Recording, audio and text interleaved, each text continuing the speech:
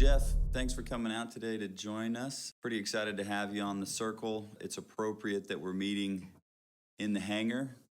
This has kind of become our podcast studio, and there's no doubt I wouldn't be sitting here without you. That's why it was important for me to have you on as one of the first guests, just because the impact you've had in, me starting my business, but then much more things beyond that, getting into aviation and all the adventures and things that we've done together. So thanks for coming on. You bet. My pleasure. I thought it'd be fun just to kind of start by getting a little bit of a background on Jeff Kilgore. We've been friends for, 15 years now. Sounds at right. least, yeah. Maybe. Yeah. Right now, you're running a, multi-million-dollar organization with close to 1,000 employees or so, last I heard. Yeah. What really kind of brought you into the industry of construction? What made you decide to go down the road of getting into owning your own business? Well, the construction part, I was raised around it. So my dad was in the business, didn't own his own business. He worked in the business. And so he's kind of a workaholic. So he took us to work all the time, got used to that. I said the one thing I'll never do is construction ever, was really what I said constantly, because I was kind of force-fed construction. I went to college and went to Blinn, which is junior college usually people go to before they get to A&M. Sure. And so I went to Blinn, and after about 2 years of that, I determined that I was just screwing off and wasting time, and I needed to do something different. So came back, a little reality shock, got in construction, started making, I think, $6.50 an hour not that long ago. Oh, wow. Hanging ductwork, insulating ductwork, and like I said, it's culture shock. You go from college, which is what, parties and friends, and, surrounded by all the good things in life, at least for that time, and came back and really, like I said, it was culture shock. I was like, did I make the right decision? Sure. And it was kind of a gut check, and said to myself, it has to be the right decision. It's done. I made it. How are we going to make this work for me? So, just, learned a lot about construction, started, from the bottom, really, hanging ductwork, insulating ductwork, putting in pipe, putting in different various mechanical systems, and going to school at night, really, to learn more about the construction trade, not so much college. Went from there, got successful in the sales side of that business, and then we were working for a company that got bought, and when it got bought, that whole dynamic changed, the culture changed, and my brother and I looked at each other and said, let's go do something different. Kilgore was born in 2000, so. Wow. Yeah. So I know for me, there was a point where you kind of look at yourself and go, man, I think we can do this.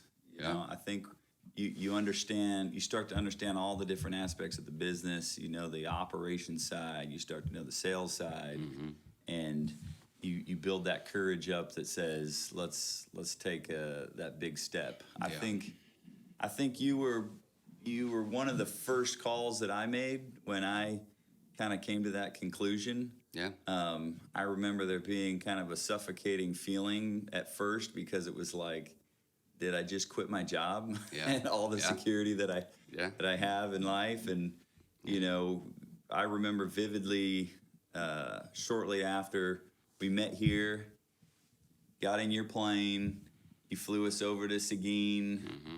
We went to this little Mexican restaurant and sat down and had a discussion on, what this is really going to mean being an entrepreneur. Yeah. And so a lot of those early discussions help me personally develop and get kind of a head start. So I consider you on kind of my outside board of directors as someone I can call and ask questions and kind of learn from the experience that you've had. Yeah. But now, you came up from just working with your hands. I guess you and Ken did a lot of the early jobs yourselves. Yeah. So, I tell that story because we are fairly large business in our business now. And so, it was a two-man show, right? Ken and I started the business, and went out and sold our first job. And the early days were setting up accounts with the bank, setting up business accounts with insurance and bonding and vendors, and then calling on clients and saying, here we are, we're Kilgore. Sure. And I had a pretty aggressive pitch back in the day, because I had picked the top firms that we wanted to compete with. And I said, this is who we are. You think of them, you think of us. We're here to compete with them.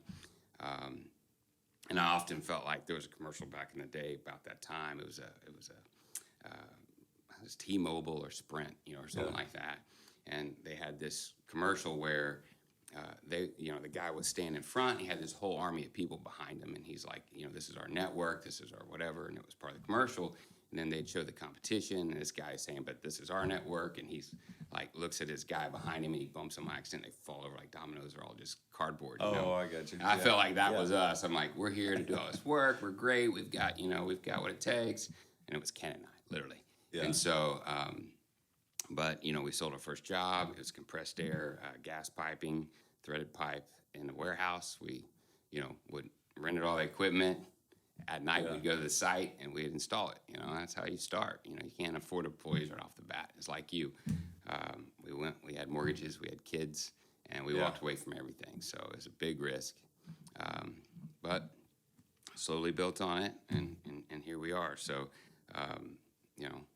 nothing constant, obviously. We've seen all kinds of changes throughout the process, and obviously in the middle of some major changes right now with COVID and everything. But I can say that the one constant is just the pleasure of being an entrepreneur, the pleasure of that challenge. Yeah. And speaking of banking and bonding, I drive them nuts. They're like, because of my risk taking, and I love risk. They're like, man, would you stop? Would you? You make us nervous as hell. And I'm like, but I'm the opposite of you guys. I'm an entrepreneur. If I don't have risk in my day, it's hard to get out of bed. Yeah. And so that stuff makes me breathe and live. And so I love the challenge of risk. And I think my daughter in college was doing a report on business. She asked me, what made you decide to be an entrepreneur? And I said, I don't think I ever decided. I think I was just born that way, Yeah. There is a decision-making process when you decide to leave safety and take a risk. But I think, so many of us are just born that way, right? So the people that are born that way and never do it are the ones that are always kicking themselves in the butt down the road. Always asking, what if? That was kind of you when we met at the golf course, right? Definitely. I go back one little step further than you, from the Seguin to the golf course. Oh, sure. And we were out there playing at CW, and we were sitting there after the round, and you started quizzing me on business, and then you said, man, I'm really interested in doing that. It's like, it's a big thing. You should do it. It's a big step. Yeah.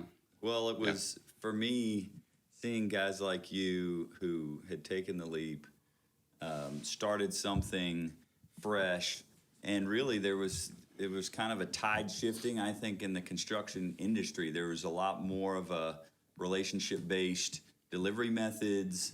Mm-hmm. There was kind of some younger guys that were taking over, whether it was the MEP world. There were some younger GCs that were starting up, and you had these legacy general contractors and mechanical companies that had been around for 100 years, but they kind of lost their touch with their customer base. And here I was, at the golf course with Jeff Kilgore, listening to you talk about your business and how you guys grew it and developed it. That was 15 years ago. Fast forward 15 years, what's your business look like now? What was it then compared to what it looks like now? Probably the biggest change, and obviously, just in terms of size, it's much bigger. And we're probably, 40 million at the time in revenues, and now we're approaching 200 million in revenues. Yeah. So we've seen massive growth, and that's even, after the 5-year, what they call the Great Recession, I guess. And so we've seen massive growth with a 5-year break where we saw no growth because of the recession. So 40 million, probably 300 folks, and now 200 million, 1,000 folks.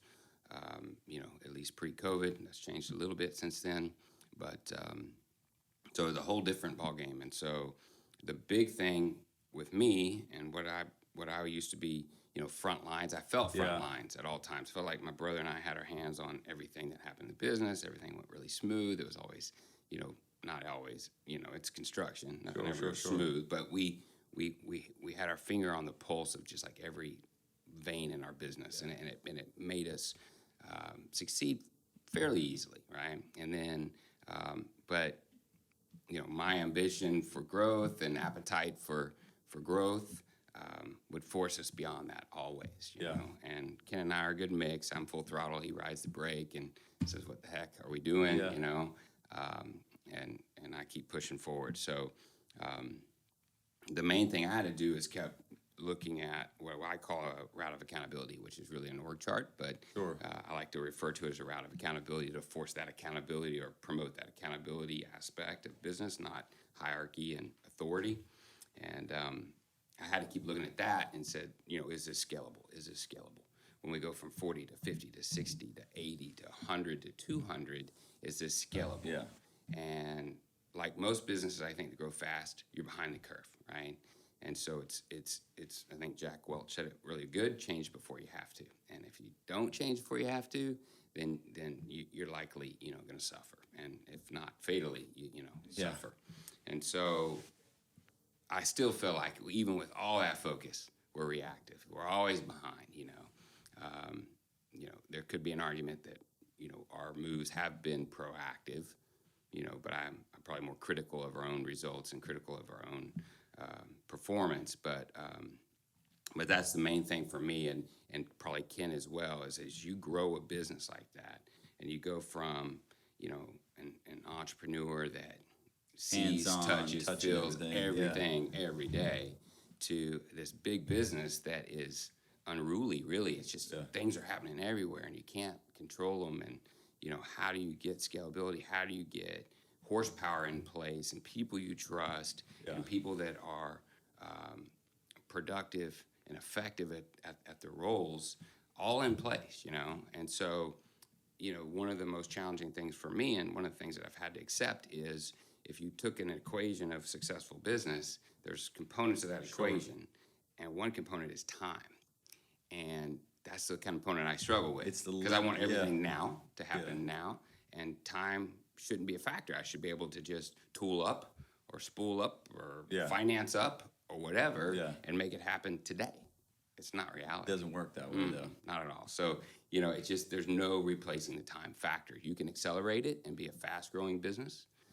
You accelerate it too much, and it's a disaster. You know? So that time is it's the most valuable resource. It's also the most limited resource. And you can there's only 24 hours in a day. There's only one of you, your time, Ken's time. So when you started, were you just mechanical? Tell me about how you started, what the divisions are that you grew into, because today you've got multiple divisions and service fronts. Yeah, so diversity was important for us, and so we did set out to have a diversified business model, so we weren't locked into one model that, could ebb and flow with markets. And so we wanted protection against that. So we started as a mechanical contractor right away, construction. Year 2, we added service, mechanical, and plumbing, construction. And then we added electrical probably about 8 years later. So MEP, one of the few that do all three. At the same time, what we saw is that there was very defined markets within our business, so vertical markets within our business. We were primarily heavy commercial, and so, we saw where there was a strong, heavy ground-up commercial. We saw there was a strong interiors market that had, some good possibilities, so we invested in people that focused only on interiors. We then went out and invested in people that did only multifamily, actually acquired a firm and tucked it into our business that does multifamily. And then also geographically, we started expanding. So one more was the medical center. We grabbed that, which is mainly servicing Houston Medical Center and that whole city down there, right? And so then we expanded geographically from Houston to Austin, which is absolutely booming and has been a savior right now. Sure. Then we expanded into Dallas, so we have Austin's Houston Medical Center, which is South Houston, Austin, and Dallas right now, and the presence that we have in New Mexico with you. We also have a small presence up in Stamford, Connecticut. So what we've seen is that really does work. Maybe the multifamily market gets depressed, but commercial office buildings are going strong, or both of those are depressed, and we have good government work on the heavy government side or industrial side. The other thing we've seen, especially since this COVID, and why I like the diversity, is that when the COVID hit, the Houston market just dried up really. Sure. And we saw the big market crash along with the COVID news, but Austin hasn't even slowed down at all. So having that diversity, if we didn't have that right now, I would not have any sales in the last 3 months. But yet we've got tens of millions of dollars worth of sales in that market. Obviously with COVID and people officing at home and all these things happening, it's driving the tech world, and the tech world is Austin, and it's booming.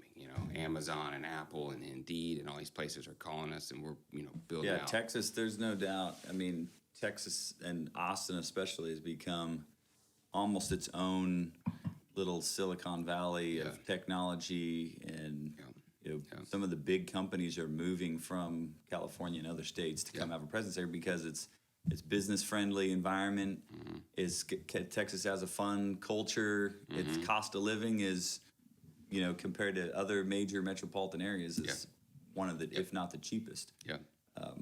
So having that diverse by design, you guys started out early saying we need to get into different industries and then different markets within those industries to kind of hedge your business risk as it's gone throughout. And then your role now, Ken, and you described kind of your different roles within the business, because I see you more still on kind of the business side, sales, strategy, and I see Ken more on operation kind of front. Right, and that's accurate. Again, going back to our ROA, route of accountability chart, it's actually a constant work, and I promote that in our business. So I'm an ROA, and I have an ROA. But everybody in a leadership role has an ROA as well within our organization. And so task number one is to figure out, are you the right person in the right seat? And if you are, then look at the rest of the ROA. Is everybody that reports to you the right person in the right seat? And so often, I would say there's a high percentage of individuals that aren't the right people in the right seat. And that evolves over time as well. And especially changes when a business gets large, right? So a lot of times I'll put our ROA up, and I'm like, the only two people on this chart here that hadn't earned their job is Ken and I, right?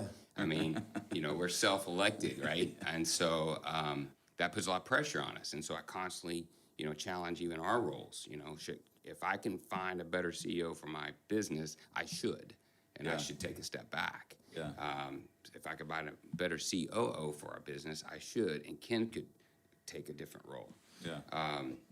So we constantly challenge ourselves like that, and for us to do it as owners promotes others to do it for themselves, to make sure they understand. I think it's Jim Collins said, if you're a tool designed to do something on this earth, what is it? And make sure you're doing that, right?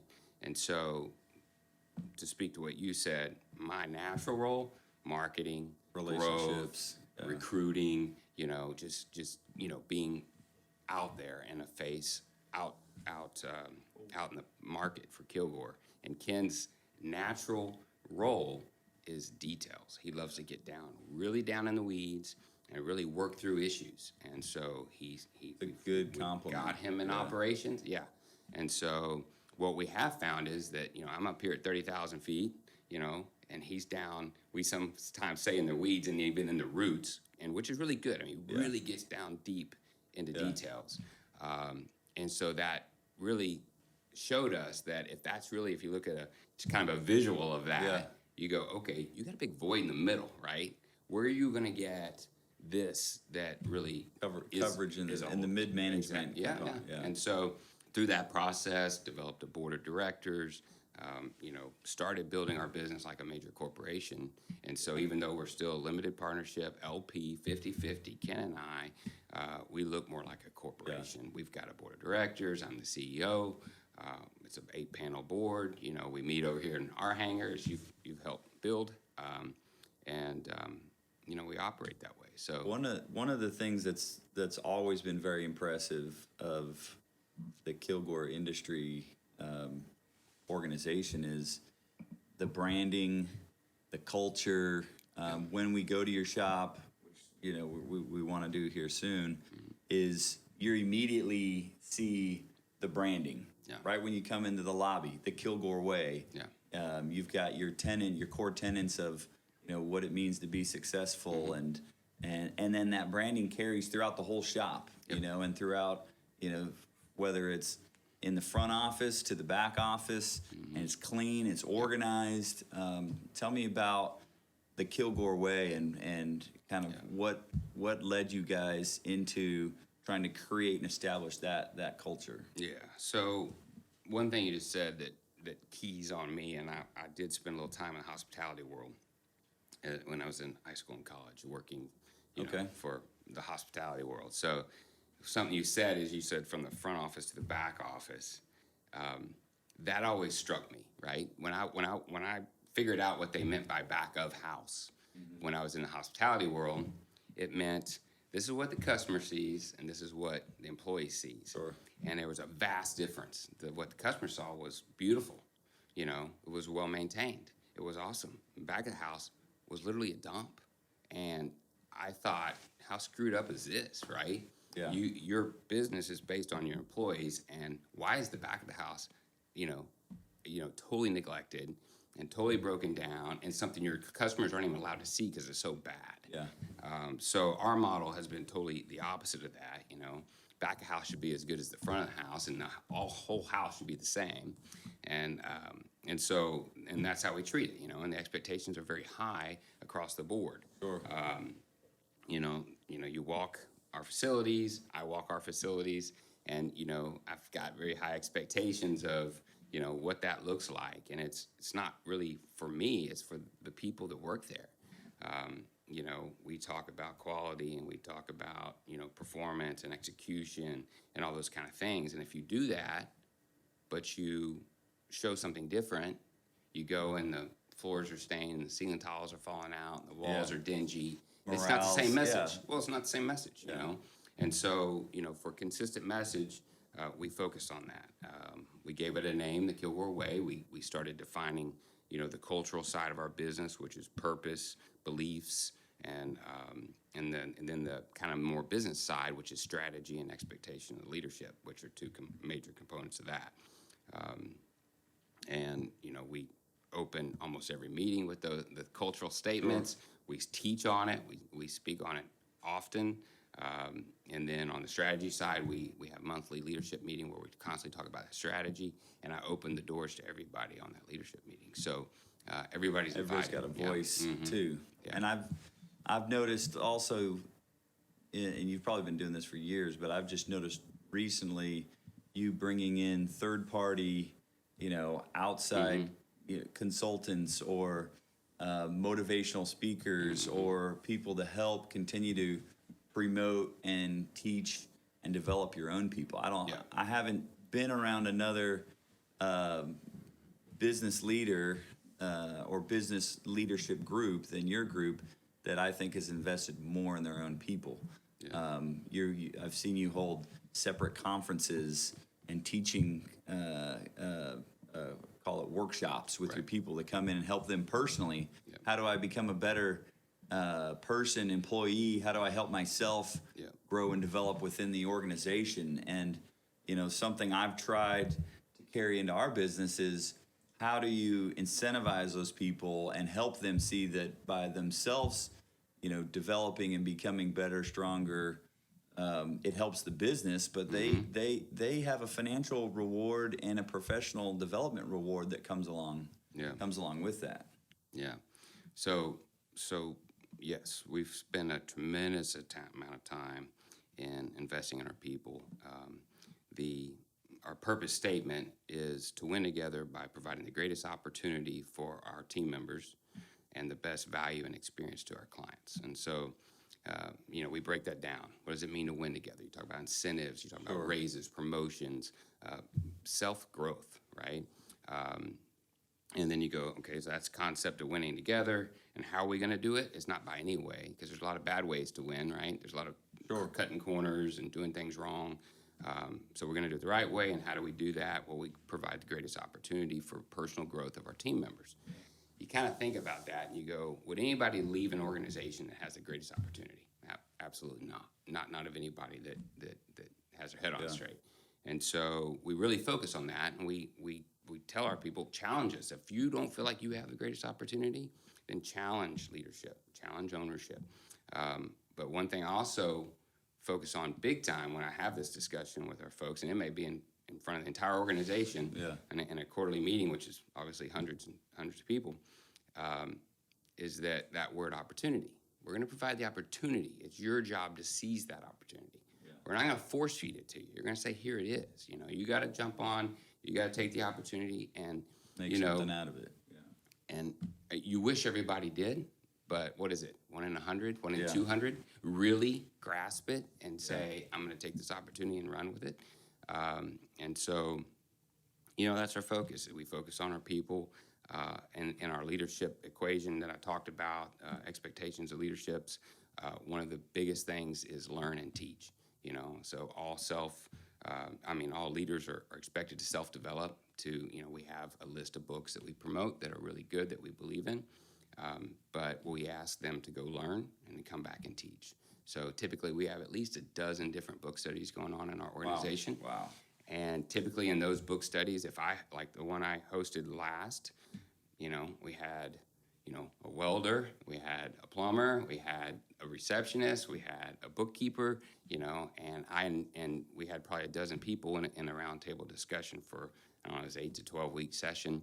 And on Friday mornings, just a little coffee and a talk and read through a book. And just a totally diverse section of our business. Mm-hmm. And, I always say there's no titles in this room. We're just here to have a conversation. We all learn from each other. And I typically would invite like one guest in a week, too. Yeah. Typically, someone in a leadership role just to come in and add their 2 cents and also get some exposure to people. So a lot of these folks are field workers. They would never meet me or my brother or some of these other leaders. So you think about the impact that may have on them, and now they know who they work for. Get to meet the leadership of the company. It's awesome. Yeah, and I think it's important. So one of the biggest things you asked about one of the things I said about growing a business from hands-on to that is in the blue-collar world in particular. I feel like folks, the team members need to know who they work for. And so the bigger you get, the harder that is. Yeah. And so, having a forum like that and different opportunities to get, in the same room and to share thoughts, I think goes a long way, because you have to, and then they'll go out and they'll talk. And they'll tell people on the job site, oh, yeah, I'm doing this thing. Every Friday I'm in there with ownership talking about whatever, And so it spreads, but you can't spread yourself amongst 1,000 people typically, especially in construction. If we were all in one building and we're manufacturing, it'd be a different story. I could walk the floor every day. Yeah, but you're spread all over, even within Houston. Houston's a huge geographic location. You've got jobs all over the city. Everywhere. So I've got, you got 1,000 people showing up to, 50, 60 different sites a day, something like that. So it's so hard. And then that's kind of been a recent focus too, as we've grown, is just, I abbreviated it GAS, give a shit, right? Yeah. Because again, when people really care, when you're a small business, it seems easy to achieve because it's natural. Yeah. Everybody's there. Everybody's there. They interacting with each other. And so they all have a high level of care. And then as you get bigger and bigger, people start feeling like numbers, and they stop not caring as much. And then you start wondering why your production is going down. why don't we do as good as we used to do? We got good people, but the motivation's different. Yeah. And so, we're still in the process of figuring out how we get that same feel that we had back then. People connected to the organization and the culture. It's hard. A constant challenge. So I imagine, just because by the nature of, my primary business is general contracting, right. I see a lot of these other businesses, your competitors and others. Yeah. Retention and retaining people. You spend time and money developing people, developing culture, and you have to be a target from your competitors. People want to snatch your people away. Yes. How much has that become a challenge in your world, is retaining the people that you invested? I mean, there's a lot of folks that I've worked with at your business that have been there many, many, many years. Yeah. But I've got to imagine that you've got folks who get stolen away or get approached because of that culture and that investment that you put into them. We do, and we've seen a lot of it. I would say for our market, we track it. We're well below the average turnover rate in construction. In self-performed construction world, it's actually 60%. It's high because you have so many field folks. You have a 60% turnover rate.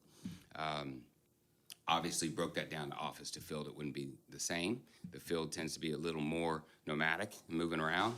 Yeah. But for us, we stay well below that. If you're a growing business, you also have major turnover because you're having to staff up to handle the new work. If you hire 10, you keep 2. That creates a huge amount of turnover. But what I will say is that, I don't do non-competes. I don't try to lock people into a forced marriage. Yeah. I feel like, every day we earn our employees. Every day we earn our customers. And so, locking them into a non-compete and you're going to work for me because you can't go anywhere else because you signed this agreement is not a marriage I want to be in, right? And so a true partnership is, I almost want to be exposed to losing people because it forces me to treat them right. It forces us to do the right thing to keep people in our organization. Well, and that's a healthy thing to have. Yeah. Otherwise you could lose sight of that and you could not have obviously a dynamic business that is a great opportunity for people to grow in. Sure. That's a good perspective, is putting it back on yourself to create the most attractive place. Oh, yeah. We've said it in our organization that when this is not the place that you feel like is in your best interest, that provides the most opportunity for you, then maybe it's not the place you need to be. Right. And it could be that person isn't, they're on a different path. I mean, we've had people leave the industry and go open a restaurant or, go open a totally different type of business. And that's great. We feel like we motivated and helped that person get, inspired and go do their thing. And we see that as an accomplishment. And we feel good about it. What I also have seen is a whole lot of people that have left over the years come back. And so we've had a whole lot of that. They get lured away by more money or a different opportunity, a bigger title. Maybe we don't think they're quite ready for that role yet, so we're holding them back and trying to develop them more and get them ready. And someone else says, come be a VP at our office, and they take that. We've seen a lot of those folks come back, and so that's good too. They leave on good terms, and they come back on good terms, and a lot of times those are some of your best folks too. They've seen that, and a lot of times internally, those folks can also promote that, hey, the grass is not always greener on the other side of the fence, right? I've been there and come back. So as a business owner, entrepreneur, we live our business, right? And some people look at us and go, you guys are crazy. I mean, I've had folks say, you never stop working, you never stop dealing with problems, you never stop answering the phone. For us, I think, and it's something we share, is that challenge and that rush of always pursuing the next adventure, the next challenge, the next risk is what makes it exciting. But you've got to mix some fun into the equation and some adventure into the equation. And a lot of that has helped us build our relationship. So for me, watching you as a pilot, an outdoorsman, some of the adventures that you've had has helped form how I run my business and manage my relationships. Getting into aviation for me was one of the best things that has ever happened to me. And you're the reason that I got into flying. What got you into flying? Why did you decide to get a plane and go down the road of taking on the skies? To be honest, I mean, I was pretty apprehensive and had a fear of flying, period. I wouldn't like to get on a commercial airplane, Oh, wow. And, in a commercial airplane, right. And so I would actually have anxiety on just getting ready to go to a trip for days ahead of the trip, just because I didn't want to fly. It didn't seem natural. We just stay on the ground. And so I missed out on a lot of opportunities just because I didn't want to fly, Yeah. I get offered free trips all the time. I'm like, I don't know, And then there's a couple things. There's a couple turning points in life. And one day I realized I always said no to everything, no to opportunities that were fun opportunities. I usually said yes to responsibility and no to opportunities that were fun. And so I kind of one day woke up and said, I'm going to start saying yes to everything. Of course, I'd say yes and then regret it, like, oh, now I got to go on this trip. But I did that for years and saw a lot of things and did a lot of things, had a lot of fun until I kind of burned out on that and started saying no again. But, it was a good exercise. As far as the flying goes, it was kind of one of those things as well. I just, I'd bought a ranch, one I took you to. Sure. And, I was kind of tongue-in-cheek talking, saying, man, this traffic, getting out of town and back in town is so difficult. Yeah. If I had a plane, it'd be so much easier. And then I actually met a buddy that had a plane, and he took me to a first flight. And I said, I think I could do this. And walked into a little place and met a lifelong friend, actually, that was my instructor. And the rest is kind of history there, I loved it. And I realized it wasn't the fear of flight that made me anxious. It was me not being in control. And so I can see that. All of a sudden, I'm like, I'm in control. I have no fear of flight. I have no fear of leaving the ground. In fact, it's the best thing ever. There's nothing better than pulling back on yoke and leaving the earth. So that was just kind of a little bit of an awakening as to realize, good or bad, that it's the control aspect that I fear. And so obviously I'm not in control of our business at all times. I'm not in control of those things. And so I'm not, a control freak that has to have everything right all the time. Although sometimes I feel that way. Yeah. I've made the statement being facetious, but I'm not picky. I'm not demanding. I just want everything right all the time. Yeah, I got right. But that's how you feel. No, I've walked with you in your shop, and we'll be walking down, talking about something, and then you'll beeline across the shop and adjust a broom that was hung, and it was slightly off kilter in the shop. I'm going. How is he seeing this stuff while we're talking about business and trying to give a tour, and you're like, that broom doesn't look right. Right. And, again, I take it back to that can seem, a little OCD or whatever, but I take it back to, the details make a difference, and when people care about the broom, then they care about everything, right? Yeah. And so if you could take it down to that level, then, execution becomes possible, and execution is the challenge, right? Oh, yeah. Putting the plan into action is where the rubber meets the road, right? Yep. And being willing to do whatever it takes to make it successful, whether it's long nights, weekends, sweat and hard work, you've got to make it successful. I mean, I think you said that at the early part of this whole thing was, once construction was it, that was it. I was going to make it successful. Yeah.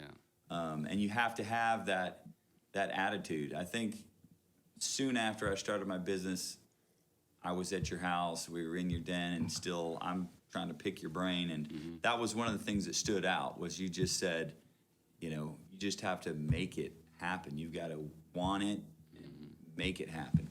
Yeah. And there is no necessarily secret sauce to the recipe, right? No. That's what a lot of people are. Yeah. What kind of business planning do you do? What did your financial model look like? What were your projections like? And it was just like, I just went out and Yeah. did a good service and tried to be responsive and build a good culture and the work comes because people like working with people that they like and they like working with people that have integrity and do what they say they're going to do. Yeah. And you can do everything right and end up in some horrible scenarios, that can turn into a disaster. And then success becomes how do you handle that disaster?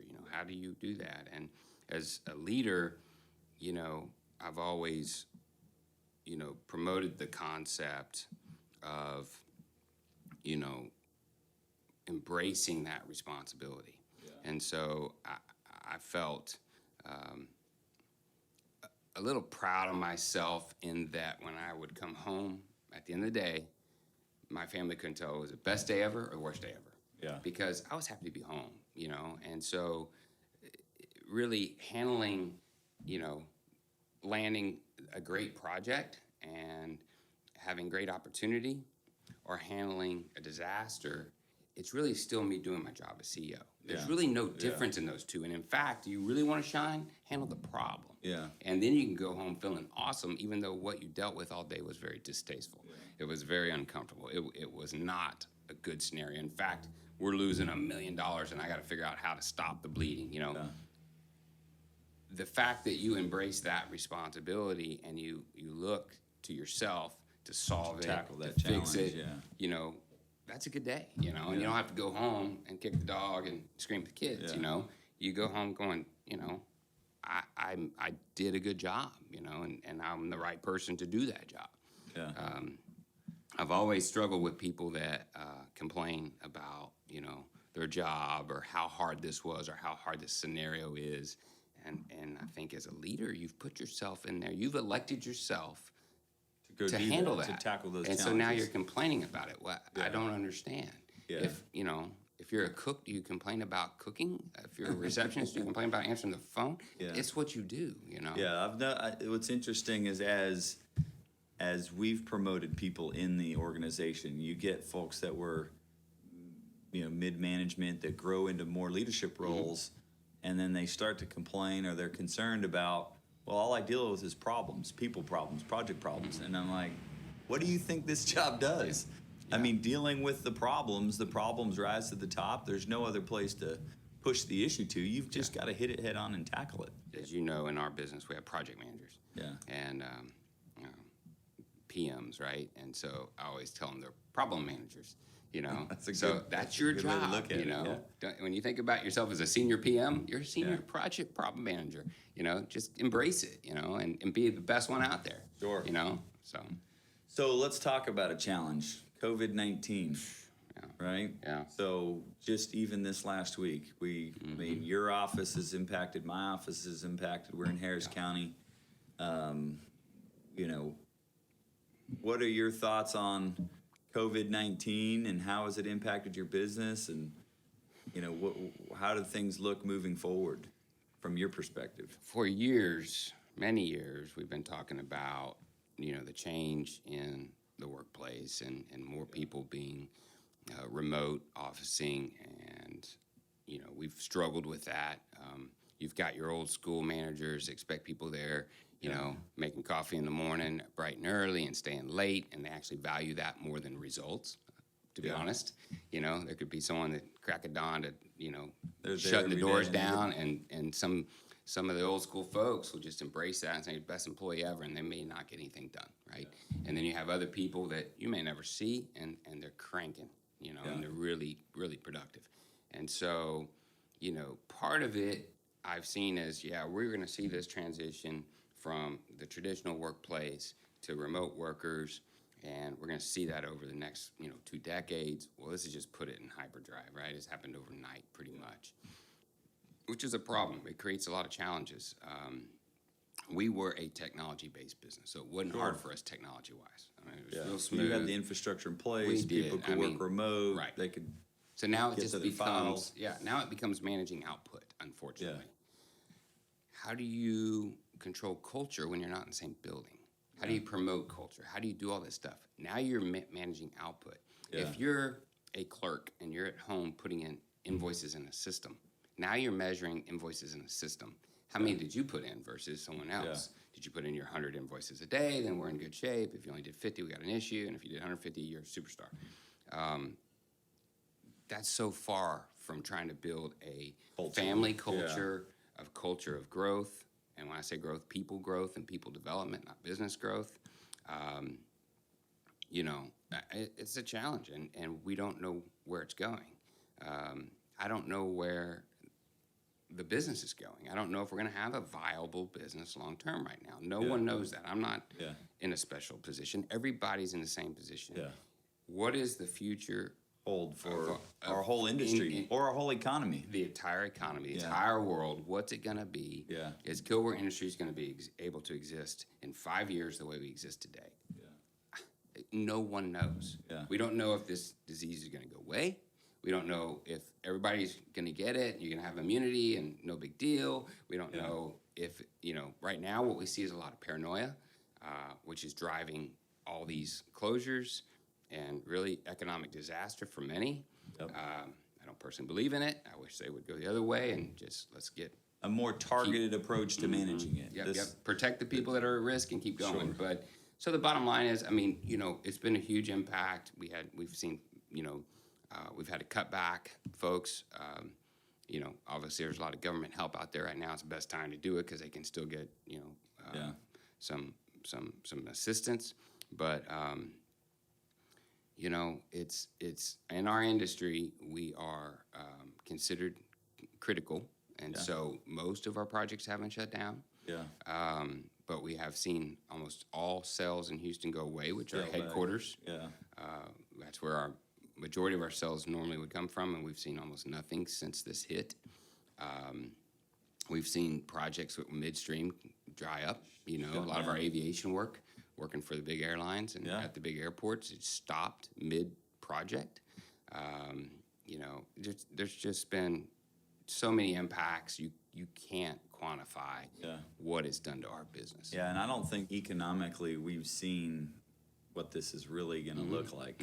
Because the government has been pumping money, trying to keep all these businesses on life support. There's government assistance going out to all these individuals. That was all intended to just be a short span, right? And now we're looking at the concept of a second wave, or whether it's real or not, everybody's going to react like it is. And so we're seeing shutdowns, and businesses are going to have to pull back. Bars and restaurants and hospitality and everything else is going to retract again. And going through a second wave of this economically really creates, like you said, uncertainty. Who knows? We just don't know. And you can't plan around something that you don't know. Right? I mean, and if you look at the stock market, it's still robust pretty much. It dipped and it all came back. Based on what? Economy hadn't come back. You go anywhere and everything's working on, you know, 50% capacity, if that. Most people couldn't afford to work at 80% capacity and still pay the bills. These restaurants, hotels, car wash, you just go down the list. I mean, they have little to no work. Colleges are gone, schools, you know, daycares, churches. I mean, just keep going. Off the charts. I mean, there's no way to really figure out what this is going to mean long term. I can't believe the stock market just keeps going. I mean, I understand Netflix. Everybody's home watching TV. Other than that, I mean, what the heck, right? Who else is? How is these other businesses, you know, still growing? It doesn't make any sense. It's artificial, right? When's that going to collapse? That's scary. Plus, we're in an election year, which creates more uncertainty on top of uncertainty. So, you know, we may not see this thing turn until after we get through at least an election and see what this next cycle of COVID-19 does. But in the meanwhile, like you said earlier, we just got to address the problems as they come. And it's hard to not overreact, but you can't underreact either. Because you could scale your whole business down, and then we go back, and now you've got to ramp it all back up. But I think that, you know, other recessions and economic disasters have hit throughout the life cycle of your business, and slow reaction can have pretty long-term impacts as well. We pretty much took an immediate reaction. We did some downsizing that probably needed to be done. You know, in the organization, we talk about pruning. It needs to be done. Yeah. So we did that. And this was all really like, it happened. When it really hit, I was on vacation with the kids. I was snow skiing, snowboarding, and it hit. And it was like a Thursday. And I was skiing Thursday, Friday, Saturday, Sunday. I was back Monday. We had a meeting Monday morning.